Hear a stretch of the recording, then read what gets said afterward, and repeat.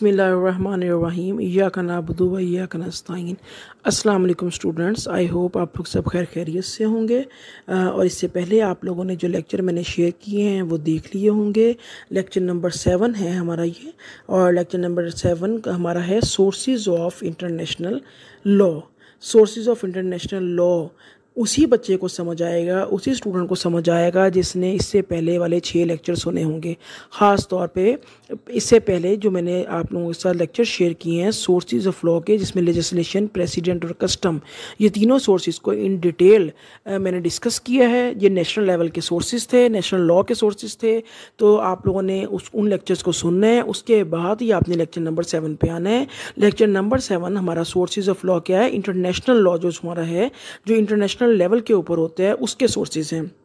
चलिए जी हम स्टार्ट करते हैं। Sources of international law refers to the origin from which international legal rules are derived. International level के ऊपर नेशंस को अफेयर्स को रेगुलेट करने के लिए कुछ लीगल रूल्स बना लिए जाते हैं, जिसको इंटरनेशनल लीगल रूल्स कहते हैं, और यही इंटरनेशनल लॉ होता है। और इस इंटरनेशनल लॉ के सोर्सेज को हम पढ़ने जा रहे हैं। These sources help to establish the framework for how nations interact with each other in the global community. अब जो इंटरनेशनल लॉ हैं और उसके जो सोर्सेज हैं, ये हमें एक फ्रेमवर्क प्रोवाइड करेंगे कि जो नेशंस हैं, जो स्टेट्स हैं, जो कंट्रीज़ हैं, उन्होंने आपस में अपनी अगर अफेयर्स आ जाते हैं तो उनको रेगुलेट कैसे करना है, एज ए ग्लोबल कम्युनिटी इस दुनिया में पीसफुली रहना कैसे है। तो इसलिए इंटरनेशनल लॉ रेगुलेट करता है बिहेवियर ऑफ नेशंस को, regulate the affair of Nations या states. There are several recognized sources of international law। बहुत ज़्यादा sources हैं recognized इंटरनेशनल लेवल पे। हम पढ़ना शुरू करते हैं। नंबर 1 और मोस्ट इंपॉर्टेंट प्राइमरी सोर्स है ट्रीटीज़ एंड कन्वेंशन।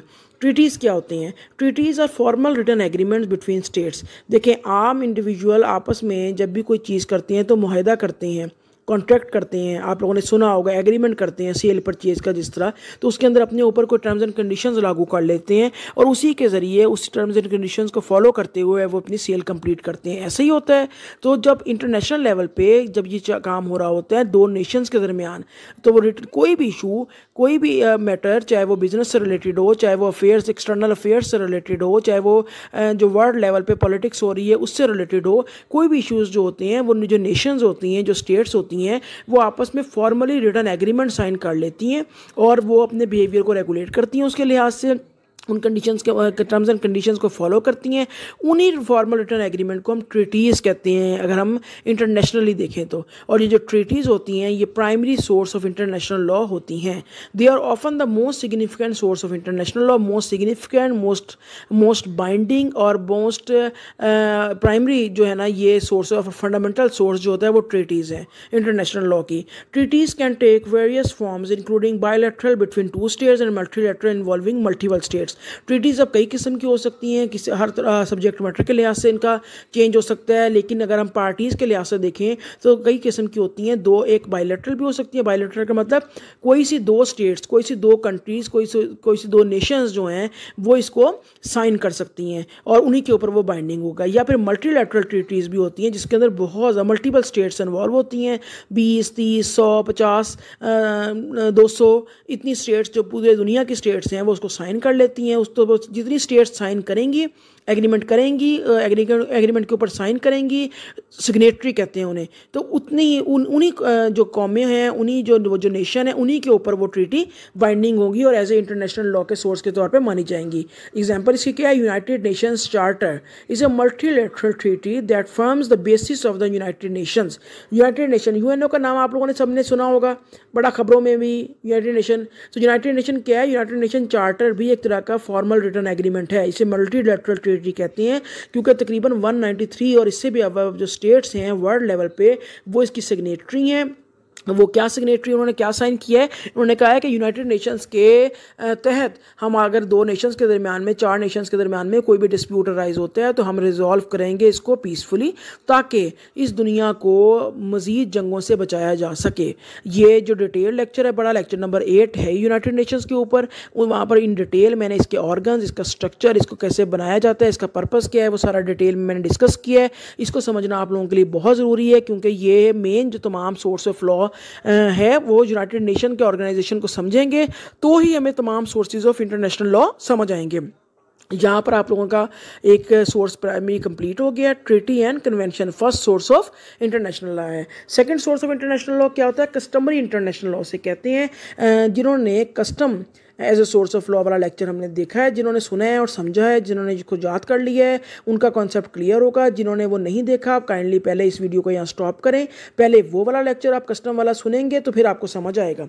ठीक है, अब हम यहाँ पर डिस्कस कर लेते हैं। मैं इस पॉइंट ऑफ व्यू से चल रही हूँ कि आप लोगों ने custom as a source of law समझ लिया है। ठीक है, तो जो हमने custom as a source of law में जो टर्म्स एंड कंडीशंस पढ़ी थी, कस्टम की जो डेफिनेशन पढ़ी थी, वो सेम वही है।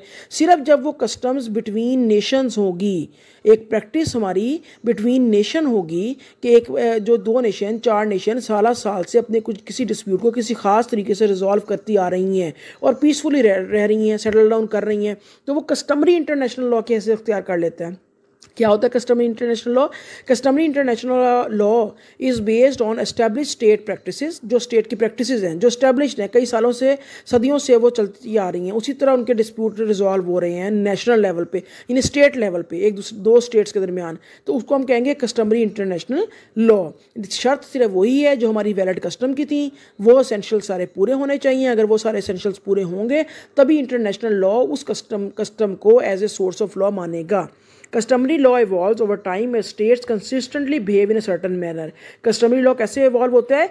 Consistently behave करती हैं states certain manner में, तो उसको हम customary law मान जाते हैं इंटरनेशनल लेवल पे। एग्जांपल इसकी क्या है? Principle of state sovereignty. State sovereign जो होना है ना, स्टेट जब भी कोई अपने आप को स्टेट डिक्लेयर कर देता है और उसके बाद अपनी एक अलग सेपरेट गवर्नमेंट और स्टेट के एसेंशियल्स पूरे कर लेता है, ठीक है, ये जाके हम पढ़ेंगे स्टेट के एसेंशियल्स क्या होते हैं। तो स्टेट जब बन जाता है, गवर्नमेंट एक इंडिपेंडेंट गवर्नमेंट होती है, तो वो जो स्टेट होती है ना, वो सॉवरन होती है। कोई दूसरी स्टेट चाहे जितनी मर्जी पावरफुल भी है ना, वो उनके इंटरनल मैटर्स में इंटरफेयर नहीं कर सकती। ठीक है, विदाउट परमिशन कोई डिसीजन नहीं ले सकती उनके लिए। यही स्टेट सोवरेनिटी है। तो ये एक कस्टमरी प्रैक्टिस है। इसके लिए कोई ज़रूरी नहीं है कि हम कहें जी हमने तो रिटर्न एग्रीमेंट नहीं किया था, करा हुआ हमारे मुल्क ने, तो नहीं। जब एक मुल्क डिक्लेयर हो गया तो उस मुल्क की सोवरेनिटी का एहतराम करना बाकी स्टेट्स के ऊपर पाबंद है। बाकी स्टेट लाजमी उसकी सोवरेनिटी का एहतराम करेंगी। अगर वो एहतराम नहीं करे, ये प्रैक्टिस है हमारी, ये कस्टमरी प्रैक्टिस है, इसलिए इसको हम कहते हैं customary international law. Third source क्या है? General principles of law. General principles of law recognized by civilized nations are a supplementary sources of international law. अब जो हमने पहले दो सोर्सेज पढ़ ली हैं वो प्राइमरी सोर्सेज ऑफ लॉ हैं। इसके अलावा सिविलाइज्ड नेशंस जो होती हैं वो कुछ जनरल प्रिंसिपल जो है ना, पूरी दुनिया में से मुख्तलिफ ममालिक से चुन के जो जनरल प्रिंसिपल होते हैं उनको रिकॉग्नाइज कर लेती हैं और कहती हैं कि ये हमारे सोर्सेज ऑफ लॉ हैं और ये हेल्पफुल होंगे हमारे डिसीजन मेकिंग में। ठीक है, उसको सप्लीमेंट्री यानी सप्लीमेंट्री के तौर पे होते हैं, हेल्पिंग के तौर पे। मेन आपके सोर्सेज वही हैं, ट्रीटीज़ एंड कन्वेंशंस और आपके कस्टमरी इंटरनेशनल लॉ। उनकी हेल्प करने के लिए, उसको और वजाहत करने के लिए हम जनरल प्रिंसिपल्स ऑफ लॉ जो रिकॉग्नाइज्ड बाय नेशंस होते हैं उसको फॉलो करते हैं। These principles are drawn from the legal system of various countries and are used to fill gaps in international law. अब ये जनरल प्रिंसिपल्स आते कहाँ से हैं? ये मुख्तलिफ लीगल सिस्टम्स हैं मुख्तलिफ कंट्रीज़ के, और वहाँ से हम इनको उठा लेते हैं और इंटरनेशनल लेवल पे इसको रिकॉग्नाइज कर लेते हैं। इनका मेन मकसद यही होता है कि इंसाफ किए जाएँ, जस्टिस हो। ठीक है, नंबर 4 क्या है? Judicial decisions and legal literature. ये जुडिशियल डिसीजंस बिल्कुल वैसे ही है जिस तरह हमने प्रेसिडेंट पढ़ा था। जिन लोगों ने प्रेसिडेंट वाला लेक्चर लिया है उनको ये बहुत अच्छी तरीके से समझ आएगा। जिन्होंने वो लेक्चर नहीं समझा वो इसी वीडियो को यहाँ पर लीव करें, पॉज करें, पहले जो precedent as a source of law है वो पढ़ के आएँ, वो देख के आएँ, याद करके आएँ, फिर इस वीडियो को यहाँ से कंटिन्यू करें, फिर उनको समझ आएगा। जुडिशियल प्रेसिडेंट बिल्कुल इस तरह ही होते हैं जिस तरह हमने प्रेसिडेंट पढ़े हैं नेशनल लेवल पर, इसी तरह इंटरनेशनल लेवल पर हमारे पास होती है इंटरनेशनल कोर्ट ऑफ जस्टिस। ये इंटरनेशनल कोर्ट है। ये डिस्प्यूट को, जब दो नेशंस के दरमियान में कोई भी डिस्प्यूट आता है उसके ऊपर इंटरनेशनल लॉ अप्लाई करती है, ट्रीटीज़ एंड कन्वेंशन को देखती है, कस्टमरी लॉ को देखती है, जनरल प्रिंसिपल्स को देखती है और उसके बाद उस जो डिस्प्यूट का ऐसा फैसला करती है जिसकी वजह से इंसाफ हो और पीसफुली फैसला हो दोनों कंट्रीज़ के दरमियान। ठीक है, जब वो डिसीजन दे देती है तो वो जो डिसीजन है वो लीगल प्रेसिडेंट का हैसियत अख्तियार कर देता है आने वाले उसी तरह के सिमिलर केसेस के लिए। हम कोट कर सकते हैं उसको एज ए केस लॉ। अच्छा, लिटरेचर क्या है? लीगल लिटरेचर है। इसके अलावा लीगल लिटरेचर इंक्लूड क्या होते हैं, including academic writing, expert opinions can also influence the development of international law. इसके अलावा जिस तरह लीगल स्कॉलर्स होते हैं, एकेडमिक जो राइटर होते हैं, बड़े बड़े फिलोसफर्स होते हैं, PhD होल्डर्स होते हैं, वो रिसर्च की बेस पे मुख्तलिफ लीगल एक्सपर्ट ओपिनियंस अपनी देती हैं मुख्तलिफ इशूज़ के ऊपर कि ये इशू कैसे रिजॉल्व होना चाहिए। तो जब जो ICJ के जो जजेस होते हैं, जब वो इंटरनेशनल लेवल पे किसी दो कंट्रीज़ के दरमियान में डिस्प्यूट को सॉल्व कर रहे होते हैं, तो वो लीगल लिटरेचर को भी देखते हैं। अब कितनी चीज़ें हो गई, वो ट्रीटीज़ और कन्वेंशन को देखते हैं, वो कस्टमरी इंटरनेशनल लॉ को देखते हैं, वो जनरल प्रिंसिपल्स ऑफ लॉ को देखते हैं, वो जुडिशियल डिसीजन जो उससे पहले ICJ ने किए होते हैं उनको देखते हैं, और इसके अलावा लीगल राइटिंग्स को देखते हैं, और फिर किसी फैसले तक पहुँचते हैं। तो ये हमारे क्या है, as a source of law सारी चीज़ें इस्तेमाल हो रही हैं। फिफ्थ सोर्स हमारा क्या है, resolutions and decisions of international organisations. अब जो हमारा लेक्चर नंबर 8 है, जिसमें हमने यूनाइटेड नेशंस मैंने आपको बताया है, वहाँ पर मैंने आपको तमाम और इंटरनेशनल ऑर्गेनाइजेशंस हैं उसके बारे में भी डिटेल बताई है। वो आप लोगों ने सुनेंगे तो क्लियर हो जाएगा। वहाँ पर आपको मिलेगा जनरल असम्बली और सिक्योरिटी काउंसिल, ये यूनाइटेड नेशंस के ऑर्गन्स हैं मुख्तलिफ। ये मुख्तलिफ डिस्प्यूट्स के ऊपर रेजोल्यूशंस पास करते हैं, डिसीजंस करते हैं। यानी यहाँ पर वो मामला जो वजह तनाज़ा बना होता है दो स्टेट के दरमियान, उसके ऊपर डिस्कशंस होती हैं और वहाँ पर रेजोल्यूशंस पास होती हैं। जो ये रेजोल्यूशंस होती हैं, डिस्कशंस होती हैं, ये भी as a source of law quote किए जाती हैं ICJ में। They are particularly important in areas where customary law is still evolving जहाँ पर हमें बाकी सोर्सेज नहीं मिलते या वहाँ पर गैप होता है इंटरनेशनल लॉ में, वहाँ पर हम रेजोल्यूशंस और डिसीजन से भी गाइडलाइन ले सकते हैं जब हम एक डिस्प्यूट सॉल्व कर रहे हैं बिटवीन स्टेट्स। 6 जो हमारा है सोर्स ऑफ लॉ, वो क्या है, जस्ट कोजेंस नॉर्म। जस्ट कोजेंस नॉर्म्स होती हैं इंटरनेशनल लेवल पे ना प्रीएम्प्शन के तौर पे। यानी क्या है, jus cogens norms are peremptory principles of international law that are universally recognised and accepted as fundamental. देखिए, प्रीएम्प्शन होता है कि अभी कोई डिस्प्यूट हुआ नहीं है, कुछ मसला हुआ नहीं, उससे पहले एहतियाती तदाबीर के तौर पे कुछ चीज़ें सेटल डाउन कर लेना। तो इंटरनेशनल लेवल पे अभी हमने प्रीएम्प्शन के तौर पे अभी पहले ही अभी वो डिस्प्यूट कोई अराइज भी नहीं हुआ, लेकिन कुछ जनरल प्रिंसिपल्स हमने सेटल डाउन कर लिए हैं कि कोई भी इन फ्यूचर इंटरनेशनल लॉ भी ऐसा नहीं बन सकता जो इस जनरल प्रिंसिपल्स के खिलाफ हो। उन्हें कहते हैं जस्ट कोजेंस। उनमें फॉर एग्जांपल क्या है कि प्रोहिबिशन है जेनोसाइड का, स्लेवरी का, बेसिक ह्यूमन राइट्स की वायलेशन का। तो ऐसा कोई भी लॉ या कोई ऐसा ट्रीटमेंट या कोई ऐसा डिस्प्यूट सॉल्व करने का तरीकाकार अपनाया नहीं जा सकता जिसकी वजह से जो स्लेवरी, जेनोसाइड या ह्यूमन राइट्स की वायलेशन हो, कत्लेआम हो, नस्ल की बुनियाद पे, ज़बान की बुनियाद पे, किसी की वजह से भी, किसी भी चीज़ को भी आप मज़हब की बुनियाद पे आप किसी एक ख़ास नस्ल को, एक ख़ास मज़हब को मानने वाले को बिल्कुल पूरी की पूरी नस्लों को तबाह कर दें, तो ऐसी आप कोई चीज़ ना इंटरनेशनल लॉ रिकॉग्नाइज नहीं करता। तो इसको कहते हैं jus cogens. These norms override other sources of law and can not be derogated. अभी जो हमने पूरे सोर्सेज पढ़े हैं, तमाम सोर्सेज ऑफ लॉ जो है ना उनको ओवरराइड कर सकता है ये जस्ट कोजेंस। अगर कोई भी सोर्स ऑफ लॉ के ज़रिए कोई ऐसा इंटरनेशनल लॉ बनाने जा रहे हैं हम इन फ्यूचर जिसमें बेसिक ह्यूमन राइट्स की वायलेशन होगी, जो स्लेवरी के बारे में कहे, जो जेनोसाइड के बारे में कहे, तो वो उसको ऊपर जस्ट कोजेंस ओवरराइड करेंगे और जस्ट कोजेंस के रूल के तहत, नॉर्म के तहत हम उसको इंटरनेशनल लॉ नहीं मानेंगे और इस जस्ट कोजेंस को कभी कोई भी डेरोगेट भी नहीं कर सकता। नंबर 7 है हमारा equity as a source of law, international law. Equity is a source of international law that allows for fairness and justice in cases where there is no specific treaty or customary law provision. Equity के ऐसे source of law है कि जहाँ पर हमें कोई source of law other नहीं मिल रहा, हमारे पास ट्रीटी नहीं है, दो स्टेट के दरमियान कोई ऐसी डिस्प्यूट हो गया राइज जिसकी वजह से वो लड़ने के ऊपर तैयार हैं, उनका मैटर ICJ के पास आया है, इंटरनेशनल कोर्ट ऑफ जस्टिस के पास। तो इंटरनेशनल कोर्ट ऑफ जस्टिस ने देखना है कि इससे पहले इस तरह का कोई डिस्प्यूट हुआ है, कोई ट्रीटीज़ हैं, कोई कन्वेंशन है, कोई रेजोल्यूशन है, कोई डिस्कशन है, कोई लीगल प्रेसिडेंट है हमारे पास, या कोई लिटरेचर हमारे पास लीगल मौजूद है। अगर तो मौजूद है तो ठीक है, लेकिन अगर मौजूद नहीं है तो अब वो उस केस का फैसला कैसे करेंगे। तो उसने दो बातों का ध्यान रखना है इंटरनेशनल कोर्ट ऑफ जस्टिस ने, एक क्या है जस्ट कोजेंस, ठीक है, और दूसरा फेयरनेस और जस्टिस की बुनियाद पे उस केस का फैसला कर देना है। इसको कहते हैं इक्विटी। ये हमारे सोर्सेज ऑफ लॉ कंप्लीट हो गए हैं, ये इसका कंक्लूजन है। It is important to note that the hierarchy of these sources can vary. इन जो सोर्सेज की जो हायरार्की है वो मुख्तलिफ है। फर्स्ट टू जो है वो आपके प्राइमरी सोर्सेज ऑफ लॉ हैं, बाकी आपके सेकेंडरी सोर्सेज ऑफ लॉ हैं, और उनकी इंपॉर्टेंस भी उसी लिहाज से है। Treaties and customary laws are typically considered primary sources and तमाम जो अदर हैं वो सप्लीमेंट्री या परसुएसिव इन नेचर होते हैं। Additionally the consent of states plays a significant role in determining the applicability and authority of these sources in specific situation. अब क्या है, देखें ये बहुत इंपॉर्टेंट पॉइंट है, एंड भी है। जब हम किसी स्टेट के सिटीज़न होते हैं, फॉर एग्जांपल हम पाकिस्तान के सिटीज़न ऑफ पाकिस्तान हैं हम, ठीक है, तो जो पाकिस्तान में लॉ बनेगा वो ऑटोमेटिकली हमारे ऊपर अप्लाई हो जाएगा, बेशक हमारी कंसेंट हो या ना हो।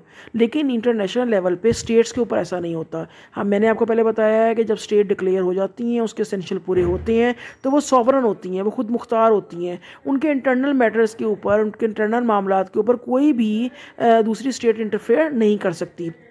तो इसलिए जो हमारा इंटरनेशनल लॉ होता है ये सिर्फ उन्हीं स्टेट्स के ऊपर बाइंडिंग होता है जो स्टेट्स अपनी मर्ज़ी से उनको सिग्नेटरी बनती हैं। यूनाइटेड नेशन जो हमारा एक और इंस्टीट्यूट है, पूरा ऑर्गेनाइजेशन है, पूरा उसकी मेंबर स्टेट्स होती हैं। ये तमाम डिटेल आप लोगों को हाँ उन्हीं स्टेट्स के ऊपर बाइंडिंग होगा जो स्टेट सिग्नेटरी होंगी यूनाइटेड नेशंस की।